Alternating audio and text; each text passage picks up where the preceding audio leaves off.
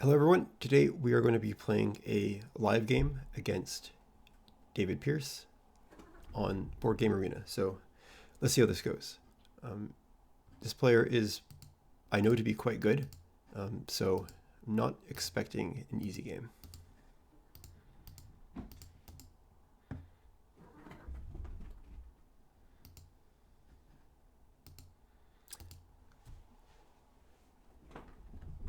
So it looks like my opponent's going to be playing the main line.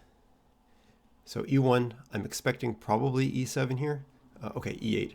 Same idea. Regardless, though, I'm going to play D4 and contest that center immediately. We might see a move like E6 here. That could be interesting, in which case I'll respond with E5. Okay, he's going to go after the D4 stack, but I'm okay with that. I know that C4 is a good response here. The idea I have is that I'm probably threatening to play C1 at some point, and if he plays a move like this, so this continues to attack it continues to attack D4, but I'm okay with that because I can just parry. And now I'm sold in the center, and I guess the question is, is he going to be able to make use of a little bit more kind of expansion that he has elsewhere in the board? So he puts a third line of sight on D4. I don't want to let him capture that. I think this is just fine. I think also I'm most likely going to win the neutral at some point. So he's playing there. I think he's kind of given up at this point into kind of attacking my group. He's just going to play elsewhere, which I'm fine with. So I think this is a good opportunity as well to probably just continue like this. And of course I'm threatening E8 here. I expect him to shield probably we might see E7, in which case I'll probably respond with F7. If we see F8, I'll probably respond with F7 anyways, just to essentially capture that piece immediately. Okay, so I'm going to play this move, I think. The drawback is that now he might be able to be threatening G8. I think, for example, if I play this and then he responds with G9, then I don't think I can defend G8. So I'm a little bit hesitant to go into that. What I might do instead is potentially, if there's a way to prevent that, let's see. H9 is an idea that's coming to mind. Of course, if I play H9, then he'll probably play G7. That's a bit annoying. So if I play F7, then he plays G9. The problem is I can't shield, so I'll have to capture. He captures. A move like G9 for myself is interesting. If he shields, then I can do that. Then I can play F7 then. So I'm gonna play this move.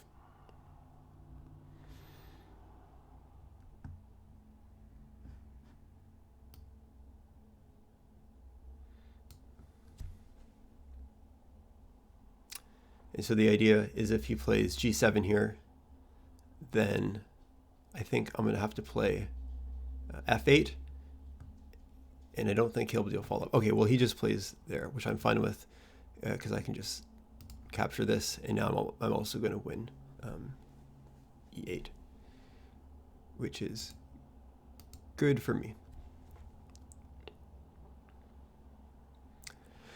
So at this point, I have a pretty dominant center. I do need to be a little bit cautious of the fact that he has some more pieces on the right side. I have two lines of sight into the right at the moment, and so I probably need to take advantage of those relatively soon.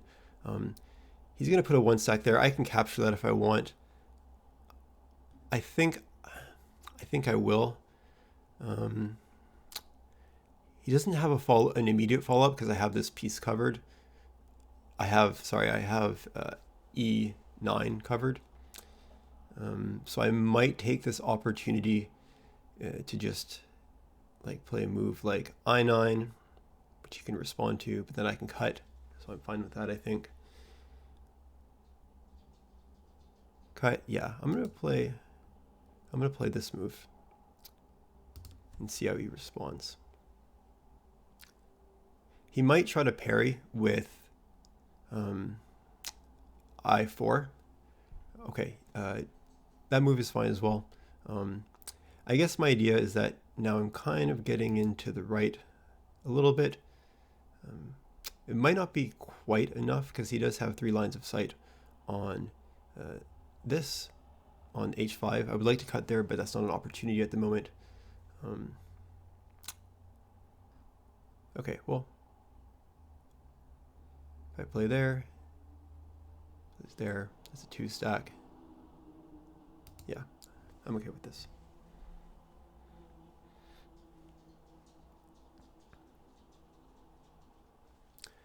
I also need to be cautious about some ideas on the top. Okay, he plays A3. That seems like a good move.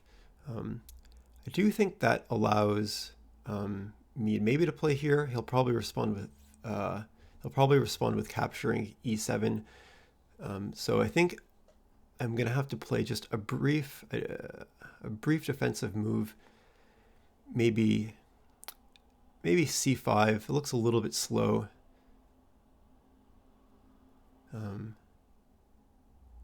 Can also play that. He'll probably attack it. Okay, so I'll just play, in the meantime, I'll play C5 and defend his attack, and that should give me a little bit of time on the right to kind of finish my plan there of taking out his group on H7 and maybe H8 as well.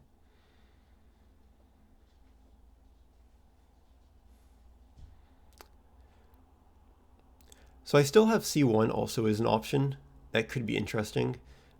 Okay, well, he plays it. I think he does not want me to play C1, definitely.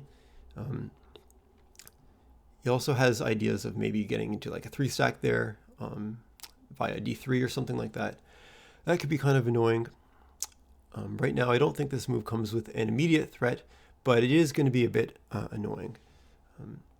So I'm going to play H6, and my argument is going to be that he probably will win a lot of pieces on the top, but I'm going to win the majority of pieces in the rest of the board, and I'm hoping that will be enough to put me over the edge in terms of space.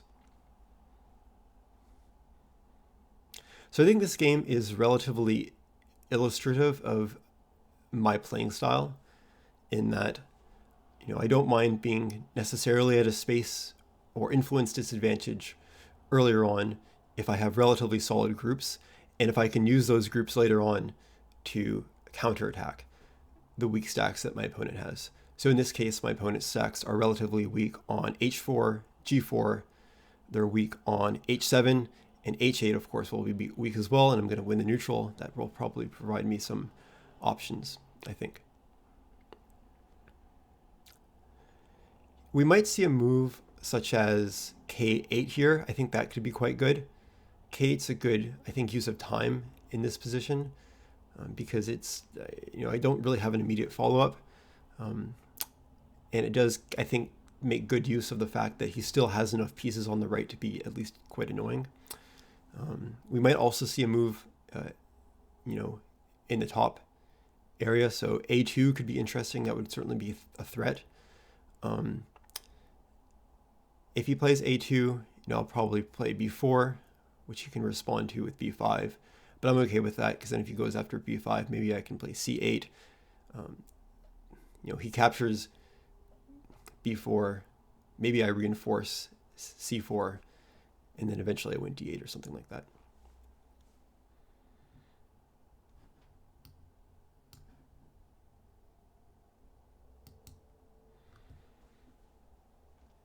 So he's thinking a while here. I think he's trying to figure out what to do.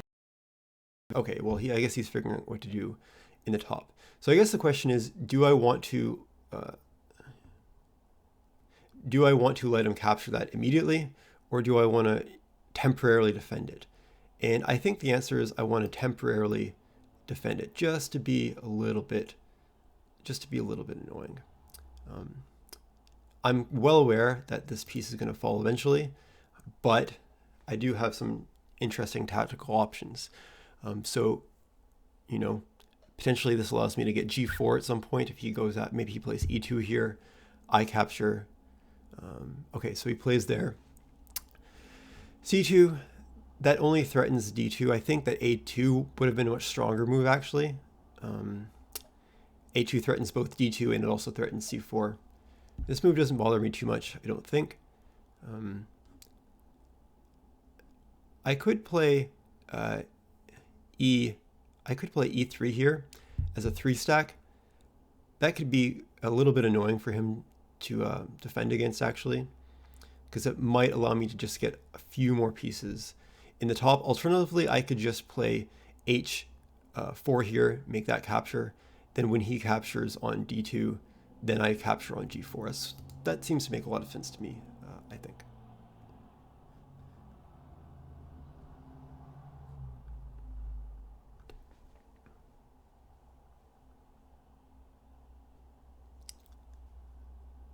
Basically, I wanted to avoid a situation where he was able to parry and I wasn't able to capture h4 anymore. Okay, so he plays k7. That makes a lot of sense.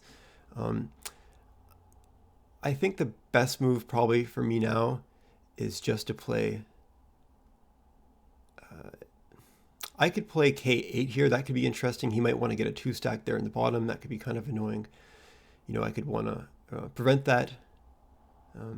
But I think this move is necessary because I don't want him to get a 3-stack on i8, because if he gets a 3-stack on i8, I could be in some trouble, actually. He probably would be able to make a living group in the bottom at that point.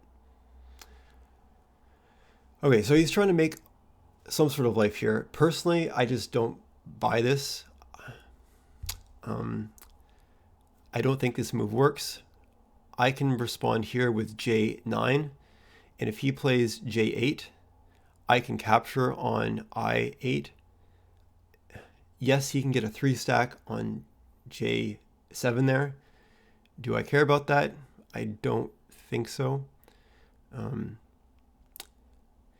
I don't see any other threats here in this position either. Okay, I'm going to play this. So we'll see what works out. I'm expecting potentially j8 here, or he might just give up and play elsewhere on the board. It might be wise of him to try and prevent me from invading on the left. I still feel like that's an option, although it's not totally clear on the best way for me to do that at this point. Okay, so he plays there. I think he wants to get into maybe h11 or something with the 2-stack. That could be super annoying. That would also come with a threat. The question is, do I want to prevent that? And I think the answer is actually yes. So I'm going to play here just to take away some of it, of his influence on the bottom. The fact that k11 didn't come with a threat gives me a little bit of time to expand my territory on the bottom. So I think overall my position is pretty good here. I don't think I have any major weaknesses aside from, of course, the stack on d2, but I never expected that stack to live anyways, so doesn't really bother me that much that he's going to be able to capture it. And of course, I always have the follow-up on g4. And so if he plays d2 takes, then I'm going to capture on g4, and I think I'm looking good in that area of the board as well. We might see, for example, in this position, I9.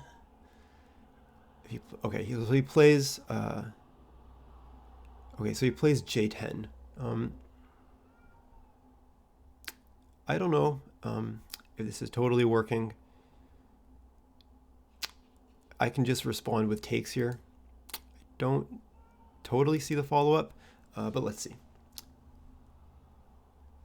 Okay, so he wants to play there. That makes sense. I see that I can cut here. That could be quite useful. He might respond with e9. Then he gets a 3-stack on.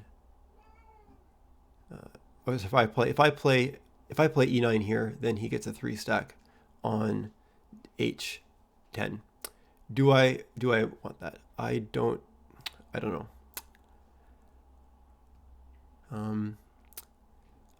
course, if I don't play that, if I don't play e9, maybe he plays, or if I don't play e9, maybe he plays e9 and then he wins e8. So I'm thinking a cutting move is useful here as well. Does this threaten anything else? He's looking at the neutral, but he doesn't have 3 lines of sight on that at the moment, so I don't think it's a big issue for me. This move comes with a threat.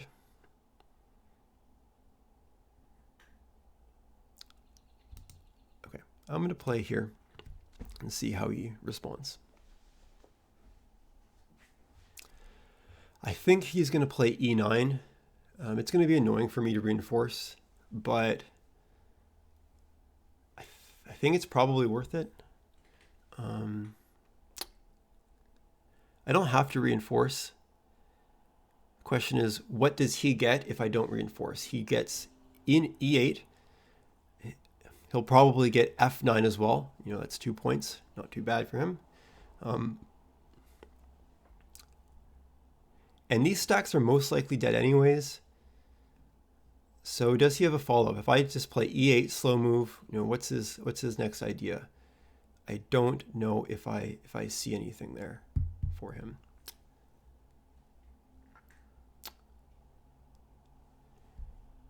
You know, all these stacks are covered down here. I also don't want G10 to become vulnerable at any point.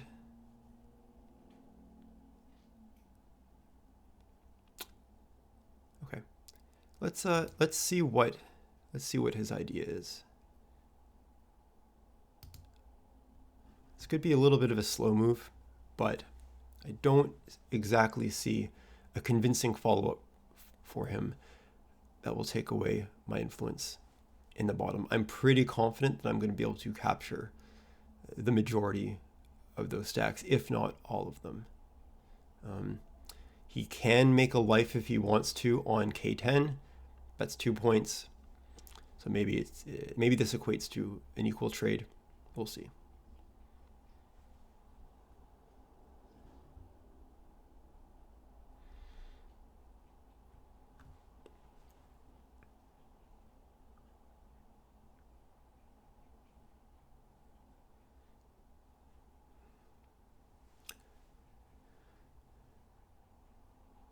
So he's thinking, you know, while he's thinking, do I have a plan? I think capturing the neutral at some point could be useful. That would allow me to potentially get into c6, although he can relatively easily block that off. So I think that's quite unlikely. For example, if he plays c6 right now, I'm going to capture the neutral. Or I might actually instead capture h. H is probably a little bit stronger because that prevents him from winning the neutral. And at the same time, that does help me just to kind of achieve my goals in the bottom right of the board a little bit more quickly.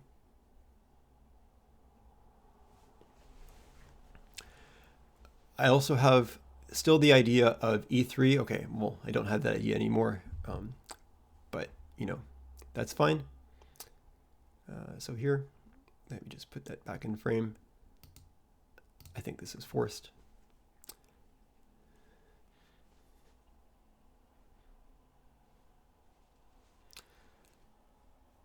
So I think that if I can win, you know, most of his pieces in the bottom right, then I should be looking pretty good, I think. I don't know what that move does before. Let's see, maybe I'm missing something. It does not add another line of sight to c4, so I don't need to reinforce that at the moment.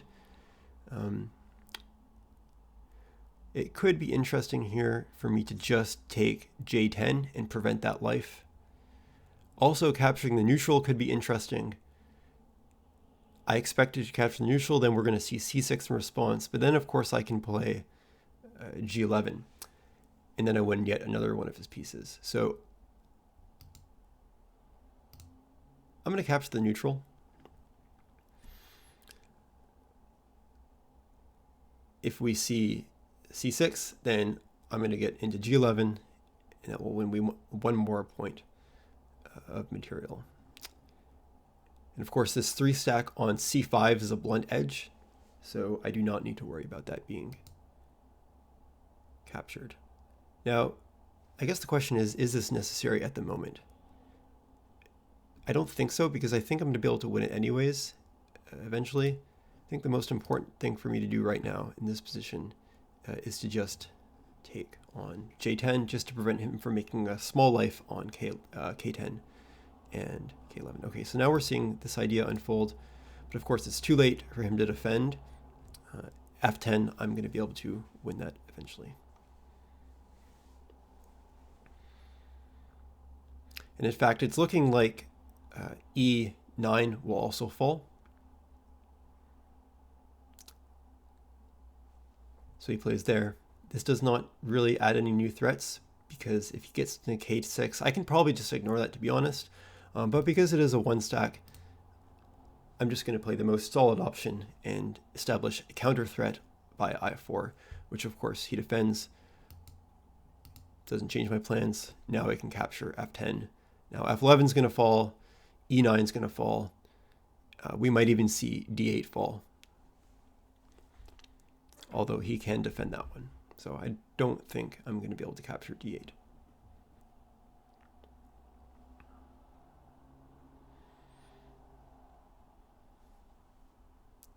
Right, so he plays there. That makes sense. I'm going to capture E9. This, of course, threatens D8. He can parry. Won't be a problem. I'm going to take this opportunity just to reinforce C4 to prevent any issues of that down the line. You know, if I lose C4, then I'll most likely lose D4 as well. So don't want to have that happen.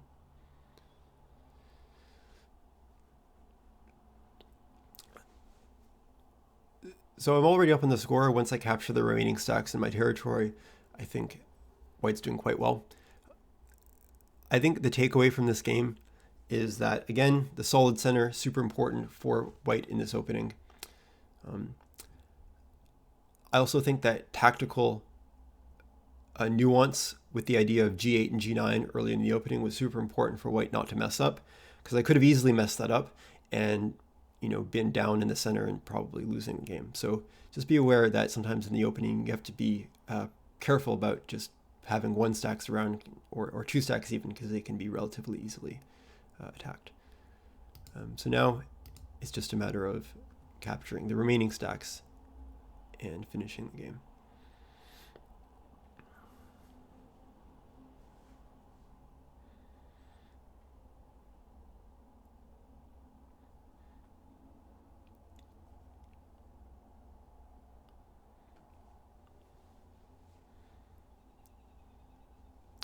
Okay, so it looks like he's passed. I'm just going to end the game right now. So thanks, David Pearce. That was a good game.